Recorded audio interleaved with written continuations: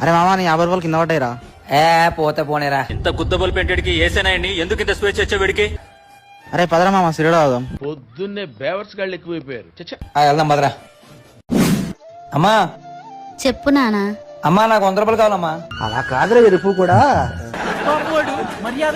మామ నీ 50 రూపాయలు కింద పడ్డాయిరా. పోతే పోనేరా. అక్కడ కూర్చో నాన్న, పని అయిపోయినాక ఇస్తాను. సరే అమ్మా. ఆంటీ బట్టలు అయిపోయినాయా? అయిపోని బాబు. ఎంత ఆంటీ? 30,000 అంటే 40,000. 50 రూపాయలు బాబు. అరే నానా, అమ్మా చెప్పమ్మా. డబ్బులు అడిగావు కదా నాన్న, ఇదిగో 100 రూపాయలు.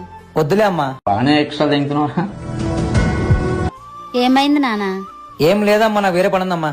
అరే నానా తీసుకోరా. అరే నానా ఏమైందిరా?